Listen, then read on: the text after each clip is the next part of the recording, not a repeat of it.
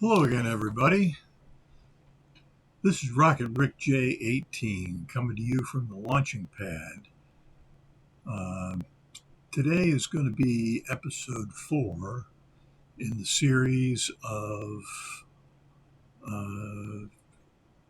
videos where I cover most of my pre-war collection and a little bit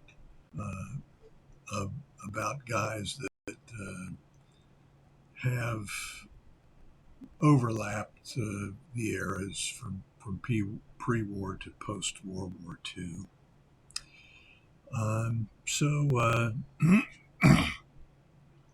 Most of today, in fact, really all of today, is going to be spent looking at two different issues from the year 1936.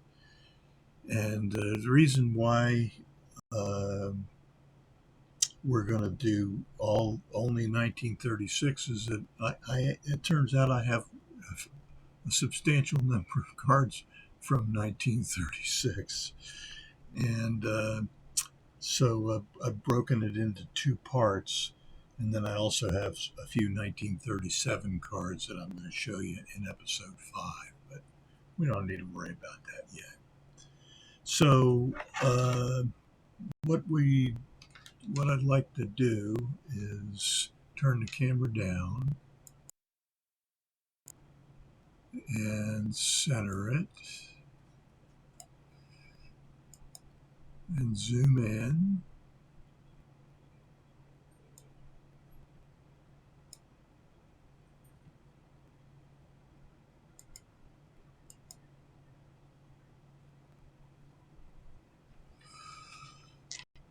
And so the first few cards, maybe 6 or 7 that we're going to look at, are from the 1936 National Chicle R313 set of premium cards. These cards are all about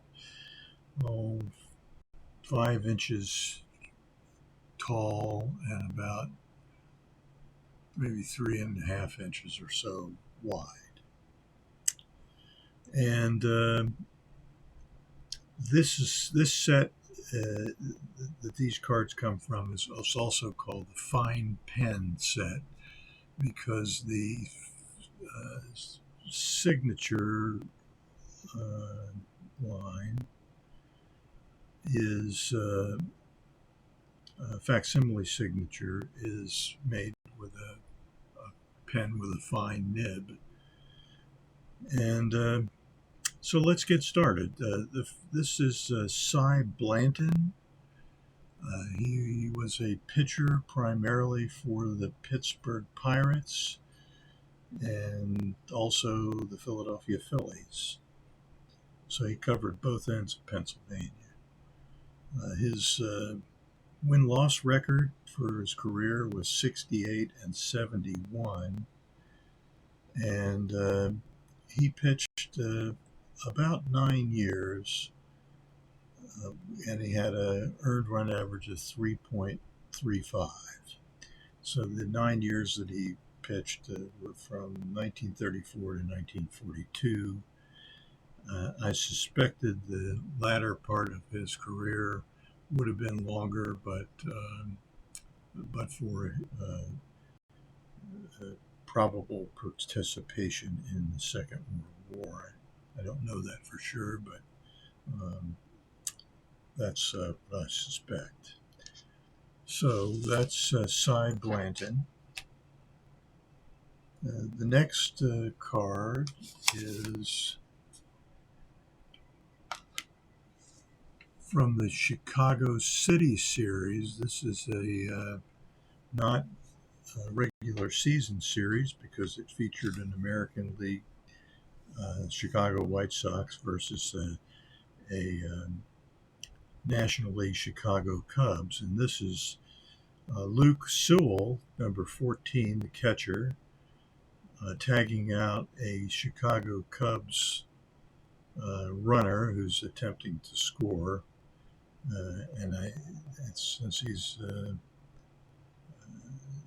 doesn't appear that he's successful in this effort. I'm not sure who number 6 is, but I suspect that he's with the Cubs, so probably could find that out easily enough. So that's Luke Sewell, and whoever the player is for the Cubs.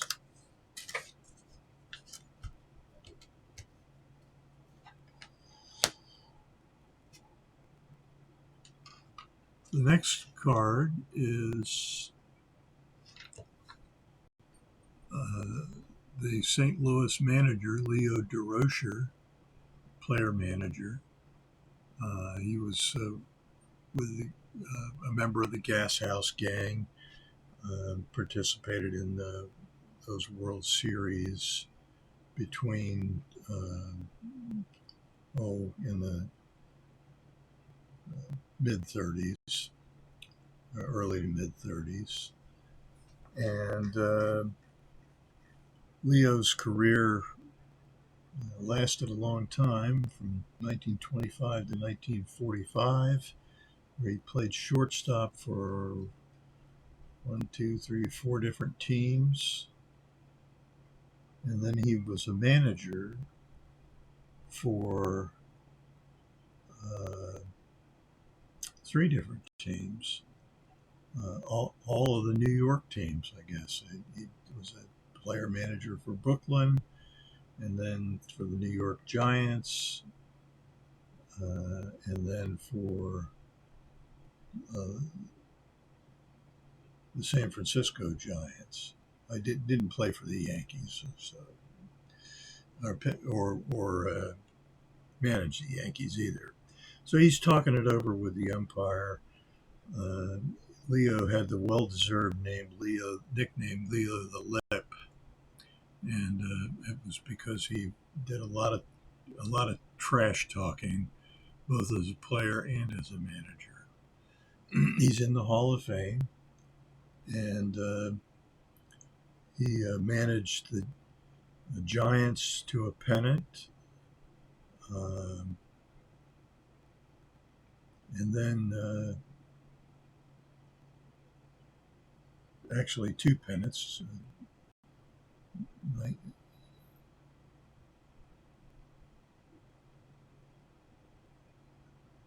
I'm not really sure whether he took over from in 1951, or I know he was replaced in Brooklyn by Chuck Dressen, so I suspect that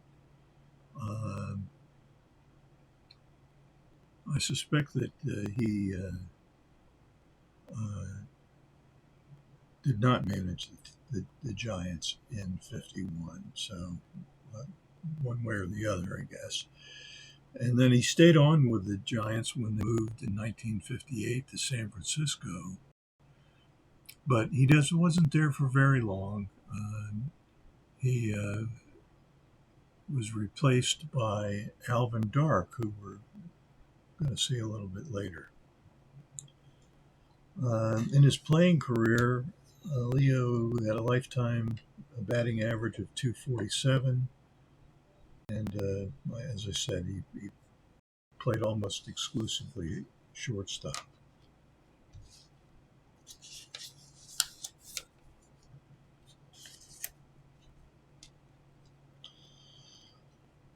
The next card features 3 Hall of Famers, and I've actually had this on my channel in a video about pickups at the time that I got this card. You can see it's missing the upper right corner, but it really doesn't have much effect on the and it's got some paper. I think it's additional paper as opposed to paper loss on the right edge, along the right edge. But these were all 3 Hall of Fame players for the Philadelphia Athletics and they were in no particular or in order from, this is a particular order from left to right. Jimmy Fox, Fox's name is misspelled. There are two X's in his last name, hence the nickname Double X. Al Simmons and Mickey Cochran. Now, Simmons and Fox both went on to play. Uh, well, that's not true. Fox went on to play for Boston. Lefty Grove went with him, and probably a few other players. Simmons went from Philadelphia to the Chicago White Sox and then later to the Washington Senators. And Mickey Cochran went from the Athletics to the Detroit Tigers. Mickey Cochran's career was cut short because he was beaned and he never really recovered. So the other interesting thing about Mickey Cochran is that, of course, Mickey Mantle, his father, Mickey Mantle's father, named Mickey after Mickey Cochran. And Mickey was overheard to say later on in an interview that he was awfully glad his father didn't know that Mickey Cochran's given name was Gordon. Otherwise, he might have been known as Gordon Mantle, which didn't have the same ring as Mickey Mantle does. Jimmy Fox played for 21 seasons between his tenure with the Athletics and the Red Sox. His career batting average is .325. He had 2,646 hits and 534 home runs, second only to Babe Ruth among pre-war baseball players, if you don't count Ted Williams. And the other mostly pre-war player that had over 500 home runs was Mel Ott, who I believe hit 511 home runs. Fox rather hit 534, as I mentioned, with 1,921 RBIs. He played for a couple of seasons as catcher and then primarily played first base after that. His 1935, 34 to 36, but it's actually 1935. Diamond Stars card shows him as a catcher. I think it's the only card that does show him as a catcher. Simmons played 21 years also, from 1924 to 1944. His career batting average was .324. He hit 307 home runs with 1,827 RBIs, and he had 2,927 hits, playing primarily outfield. Cochran went from 1925 to 1937. He averaged .320 for his career on 119 home runs and 832 RBIs, 1,652 hits, and he played primarily catcher.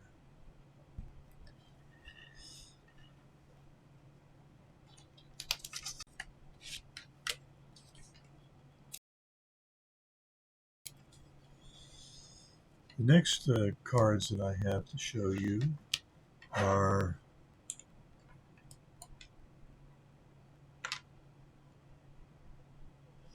a picture of Babe and his babes. That's, I believe, his two sons, and that's Babe Herman with the Chicago Cubs. I'm sorry, with the Cincinnati Reds. He did also play for Brooklyn, and he played first base and primarily outfield during that period of time. 324 average, 399 home runs, 1,997 RBIs, and 1,818 hits, and that's Babe Herman. These are still fine pens. And the next one we have is the Chicago White Sox team from 1936. Luke Appling was on this team,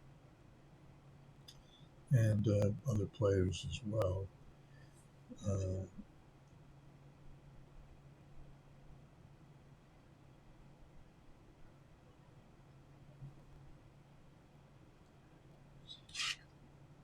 So that's the Chicago White Sox team.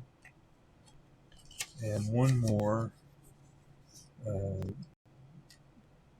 This is a wide pen from the 1936 Goudey premium set, and that the ACC number for that is R314. This is Dick Bartell, the New York Giants, sliding back into first base. Off in the distance, you can see the bleachers, part of the bleachers behind the third base line. So Dick Bartell played from 1927 to 1946 with a slash line of 284, 79 home runs, 710 RBIs, 2,165 hits. He played infield, but he played shortstop, third base, and second base for, again, primarily for the Giants.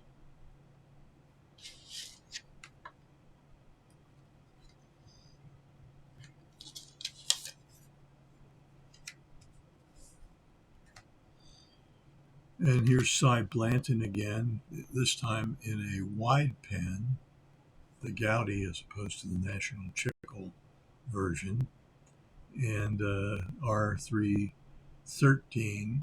This is R314. The other one that we saw earlier was R313. And the next card is Philadelphia Phillies Dolph Camilli. Dolph had a son who also played in the major leagues, and his name was Duke Camilli.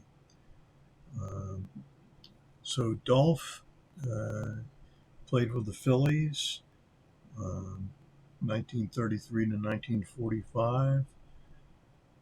He played for the Cubs, the Phillies, Brooklyn, and Boston. And they have him pictured in the Phillies hat here. So he won the 1941 Most Valuable Player Award. And his career slash line, 277 batting average, 239 home runs, 950 RBIs, 1,482 hits, and a Most Valuable Player Award.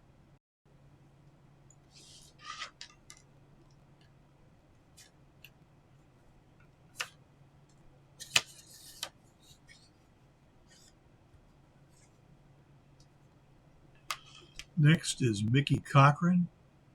We've already talked about Mickey on the fine pen National Chicle 1936 card that features Jimmy Fox, Al Simmons, and Mickey Cochran. And this is Mickey, or Gordon. So here is Frank Crosetti with the New York Yankees.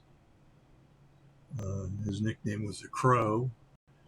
And he played from 1932 to 1948 for the New York Yankees. Played shortstop nearly exclusively, 245 batting average, 98 home runs, 649 RBIs, 1,541 hits. And of course, Frank Crosetti moved over into the third base coaching box, where he coached for another 20 some years after retiring. The shortstop who took over for Frank Crosetti was, of course, the inimitable uh, Phil Rizzuto.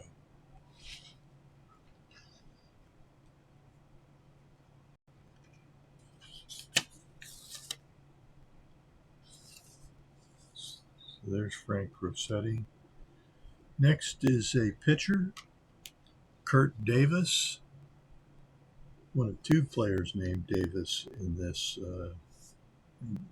Next one you're going to see is Virgil Davis. Kurt Davis was a pitcher for the Phillies, Cubs, Cardinals, and Brooklyn Dodgers. I pitched from 1934 to 1946. He had a winning record through his career of 150 and 121 with a 3.47 earned run average.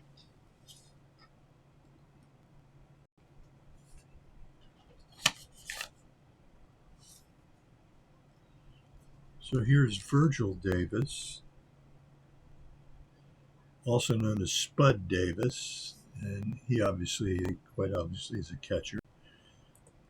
Played from 1928 to 1945 at that position with a batting average of 308, 77 home runs, 647 RBIs, 1,312 hits. And he played catcher for the Phillies, St. Louis, Cincinnati, and Pittsburgh during his 14-year career.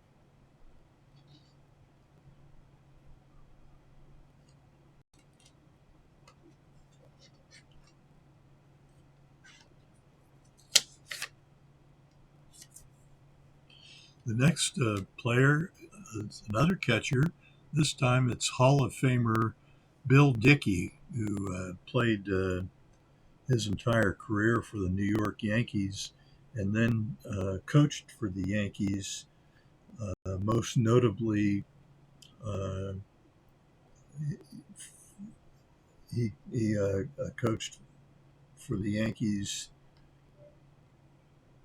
when Yogi Berra was coming up. Yogi wasn't a polished catcher when he first came to the Yankees in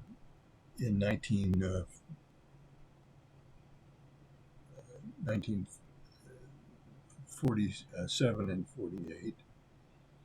Uh,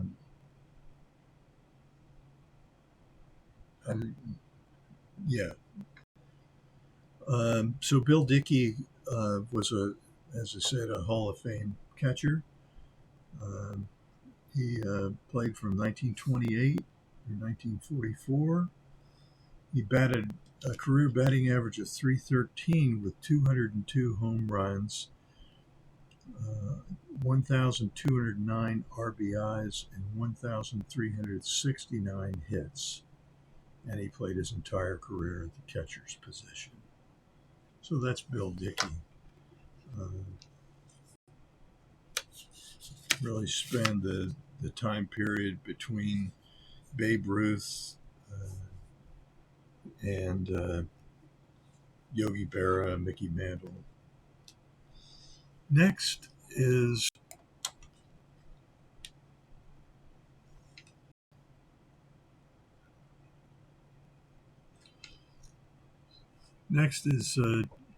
Joe DiMaggio, featured on the 1936 Goudey wide pen set. Again, R314.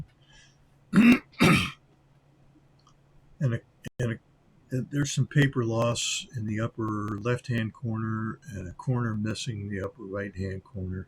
Neither one of them has much of an impact um, on the central figures, who are uh, the player Joe DiMaggio in his rookie season, 1936, with his manager Joseph McCarthy.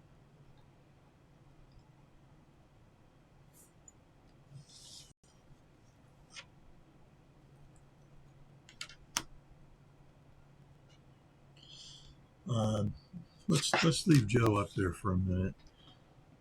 Joe was a center fielder, beginning in 1936 and continuing on, except for the intervention of the Second World War, until 1951, when his career ended uh, with the 1951 World Series going to the New York Yankees, same as the 1936 through 39, 41 and 42, 47, 49, 50, and 51. All in all, Joe DiMaggio played on 10 World Series teams, uh, won 9 World Series championships. The only person in Major League Baseball history to win more World Championships than Joe DiMaggio was, of course, Yogi Berra, who had 10. Um, Now, Mickey Mantle uh, played in um, a fair number of World Series and won 7 of them. He lost in 55, lost in 57, 60, 61, and 62. Yeah, he won in 61. He's lost in 63 and 64. So he had probably as many chances to win World Series championships as anybody, but the Yankees didn't win as many as they did with DiMaggio and Berra. DiMaggio had a career batting average of 325 with 361 home runs, 1,587 RBIs, 2,214 hits. Another statistic that Joe DiMaggio excelled in was uh, his strikeout to home run ratio, which was almost 1.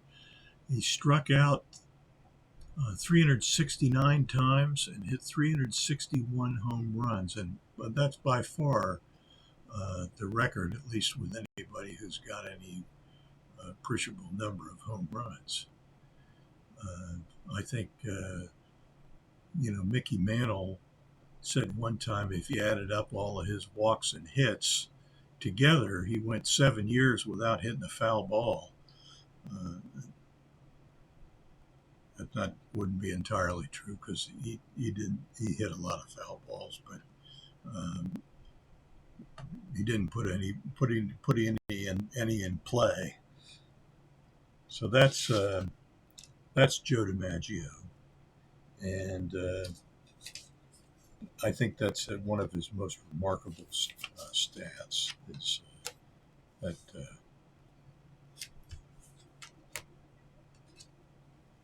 home run to strikeout ratio. So this is brothers Wes and Rick Farrell. Wes Farrell is the catcher. Rick Farrell was the outfielder. Uh,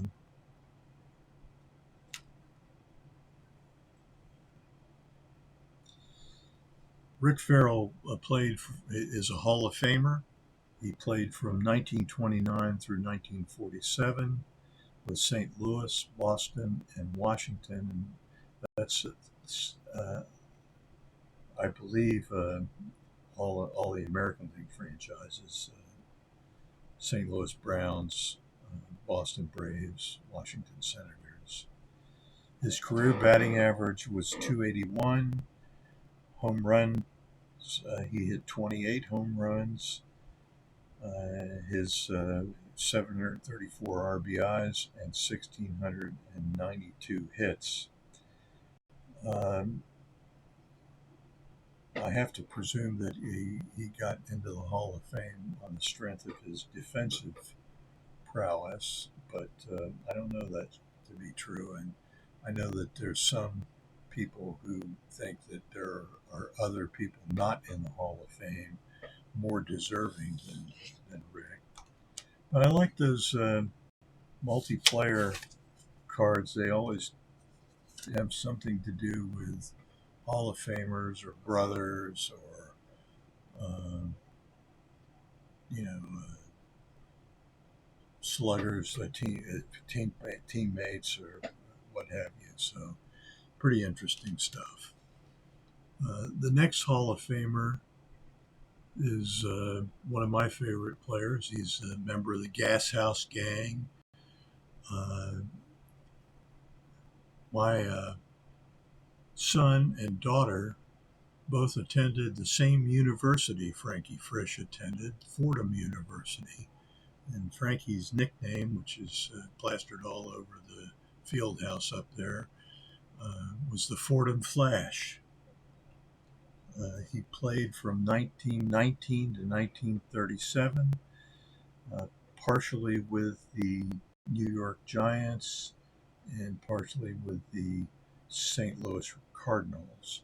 He managed for the Cardinals as a player manager.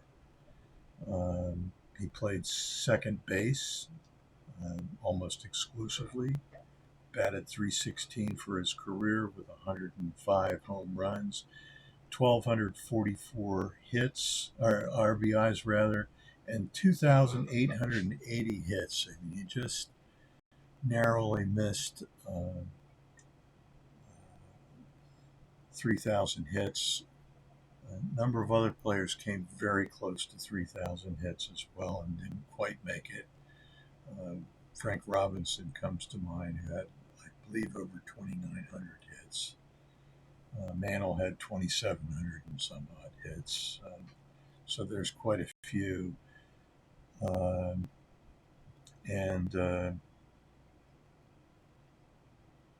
so that's the Fordham Flash.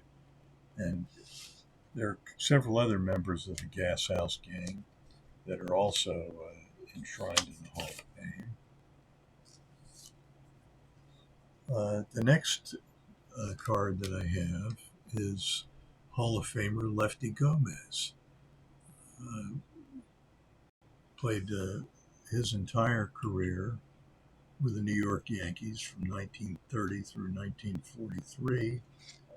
He had a career win-loss record of 189 and 102 and an earned run average of 3.34. He was a terrific pitcher, certainly instrumental in the 1932 World Series, 36 through 39, 41 through 42.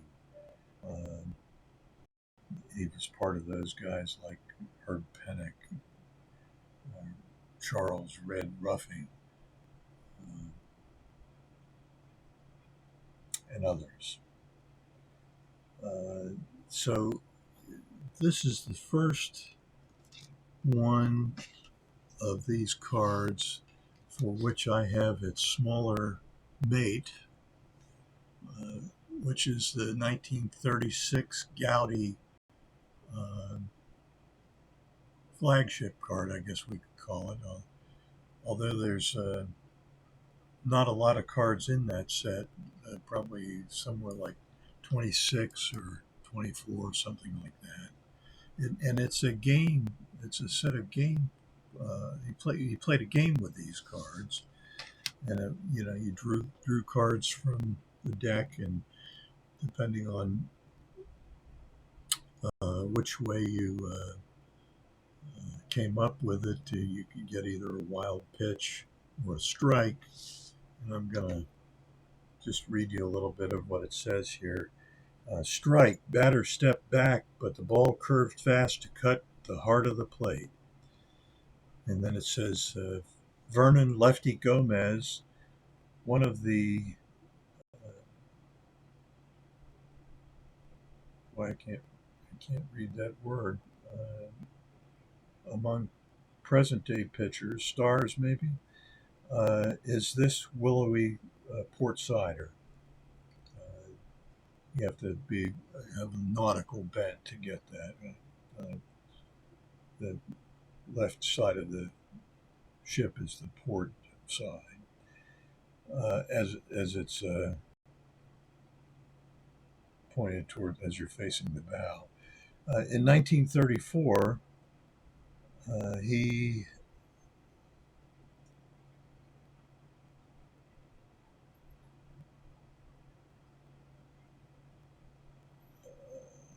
oh, my goodness. 26 wins, led American League boxmen. I never heard that term before. That's a first in, what is it, 66 years, 65 years as a baseball fan.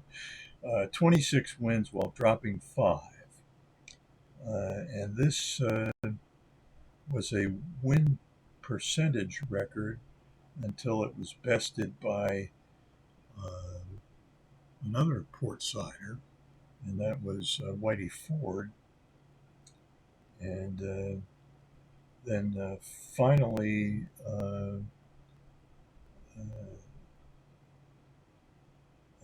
yet another port cider, I guess you'd say.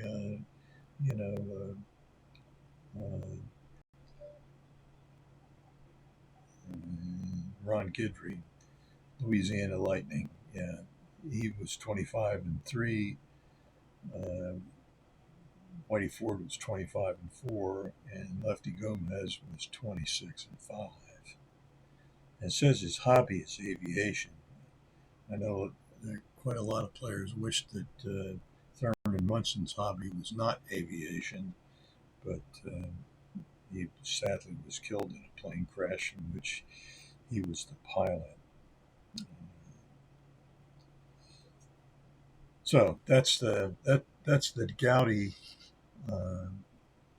playing days cards, and 36 Goudey, the one being the premium and the other being I guess what we would call the flagship set. And let's see,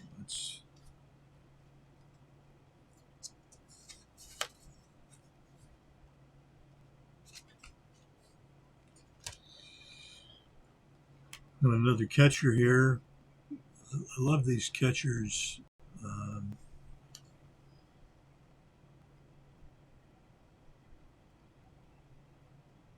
Play, in uniform with the catching gear on, the tools of ignorance, or at least mostly on. And you can tell that at least some of these players did not wear any protection on the inside of their uniform pants, because that's what that piece hanging down to cover his,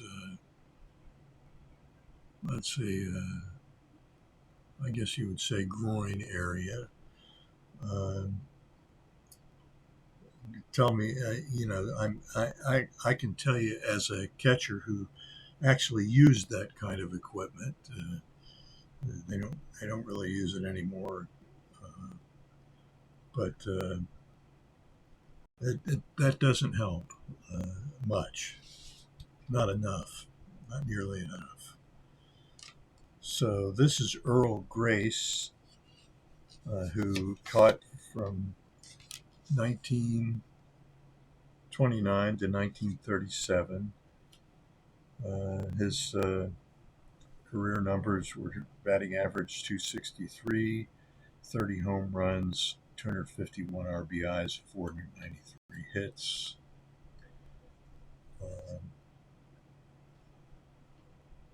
And he played mostly with the Phillies.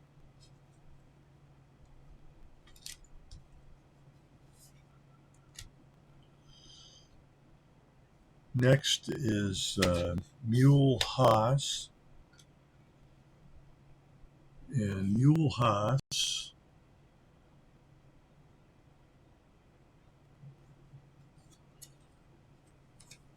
his real name was George. He played in the outfield from 1925 through 1938. He batted .292,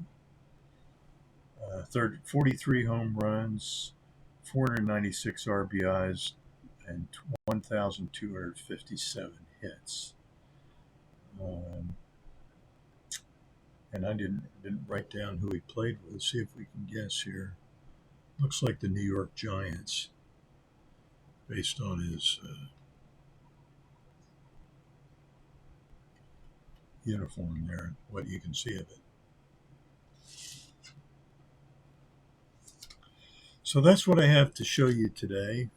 Episode 4 will continue with episode 5, picking up with the remainder of the 1936 Goudeys premium, 1936 Goudey premiums, and a couple of the flagship cards, which, as with the one that you saw, is a same photograph was used for both the premium and the flagship cards. And then I've got a couple of Wheaties cards to show you, and one 1937, there are 37 Wheaties cards, by the way, and one 1937 Butterfinger, which is the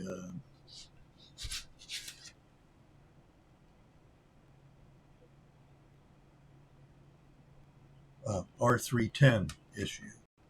So that's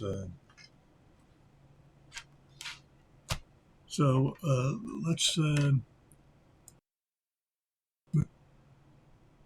get one last chance to see my. By the way, I got my hair cut, so I wanted to mention that because my wife's very happy with that. She didn't like my shaggy locks, and